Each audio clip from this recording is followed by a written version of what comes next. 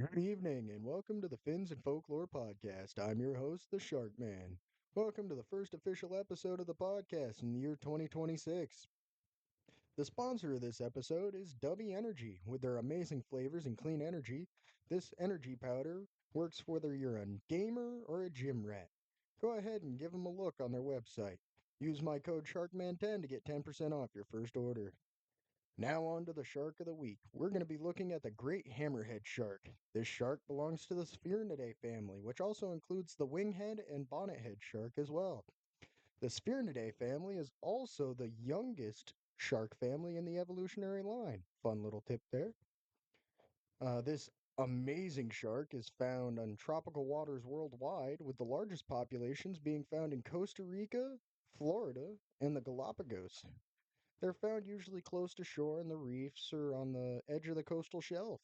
Now, like said, the great hammerhead shark grows massive, upwards of 20 feet and almost 1,300 pounds in weight. So this is not a small shark by any means. Their diet consists of bony fish, rays, and even smaller sharks. So yeah, these guys are definitely the apex predators of their area, and they hunt in a very different way than most sharks.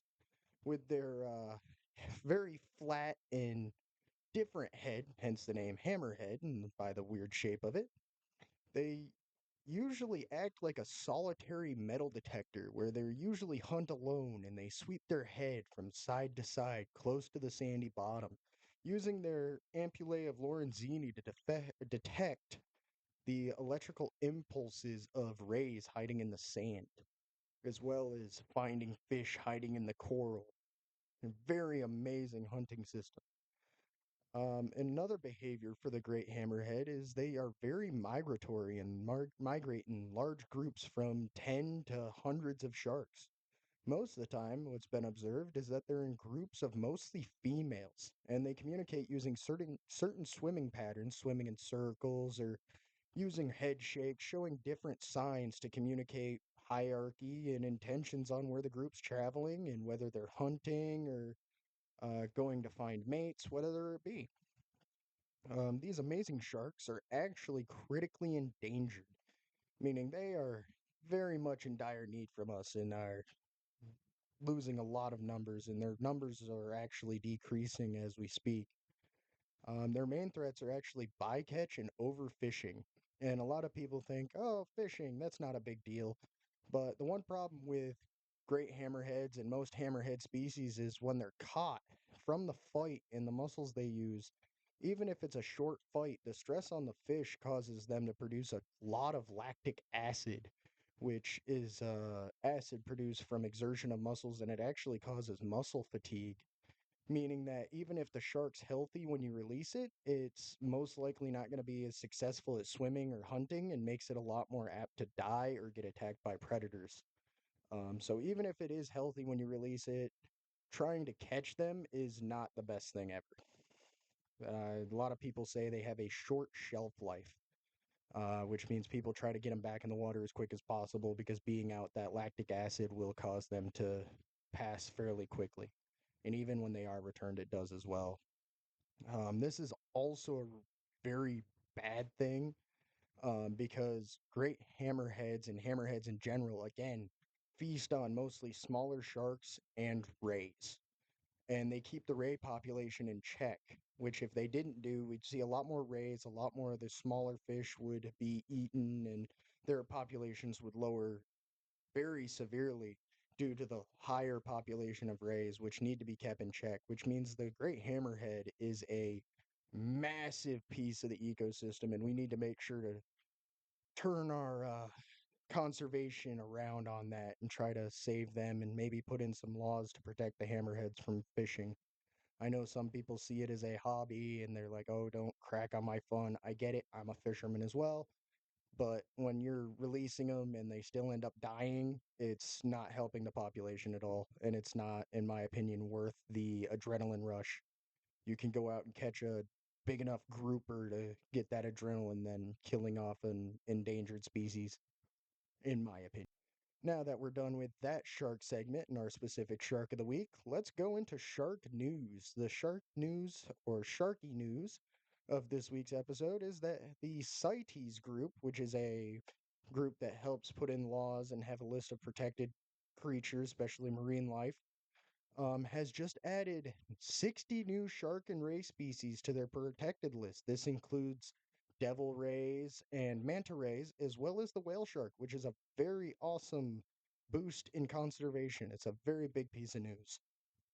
Now, into the more darker side of that news is that we have discovered a large illegal shark finning operation in Hong Kong, which is also attacking sharks and finning sharks that are covered by CITES and legally protected worldwide.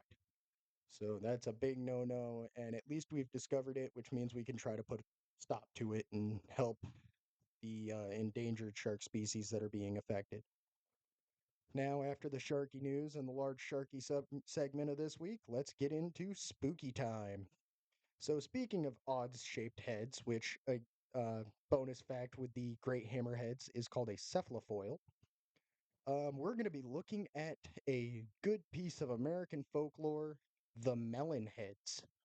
The Melonheads is a piece of folklore that not everybody may know. Its main locations are found in Ohio, Michigan, and Connecticut. Now, a lot of you are probably asking, okay, what's a melonhead? Well, a melonhead is seen in the folklore as either a population of children that were inbred that caused mutations, a group of children or family that were seen as devil worshippers and they were condemned to be look mutilated and different, or they are experiments gone wrong. And I'm going to slowly step through and explain what they look like and go a little more into those backstories. So the Melonheads are seen as humanoid creatures, possibly people, most likely people, young kids that are pale and look very frail and small, but they're pale with bulbous heads. And they're seen to be very odd. And their main thing is their heads, hence the name melon heads. And a lot of people believed that the folklore came from them being inbred, causing this mutation, and it's a whole group and a whole family running around in the woods trying to hide from the populace. Or, again, the devil worshippers facing backlash from their beliefs, and that could be another reason the mutation happened.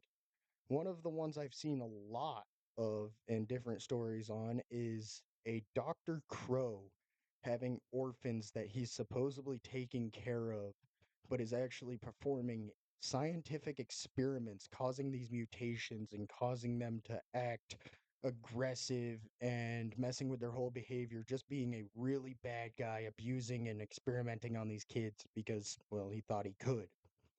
And as the experiments go on, these kids revolt against Dr. Crow and end up murdering him and escaping his facility. And now they're running around the woods tormenting the populace. Another part of the folklore is that these melonheads are known to be very territorial of their areas and are prone to attacking other civilians, especially teenage civilians. They're seen to be very aggressive towards teenagers and young adults, and they're seen to just be hiding in the woods. And when you get into their territory, they are known to leap out and attack you. So they're very territorial. Another interesting fact about this folklore is that it started around the 1940s to the 1950s. And yeah, the Melonheads, I think it'd be a very interesting read and look into if it interests you. And I think that's going to sum up this first episode of 2026. If you like my change in setup and how I make my episodes, please let me know. Leave a comment. Like I said, I'm going to be posting more on my social media, so keep an eye out on Instagram. And I hope you enjoyed it. Have a wonderful evening. This has been the Fins and Folklore Podcast, and again, I'm your host, the Shark Man.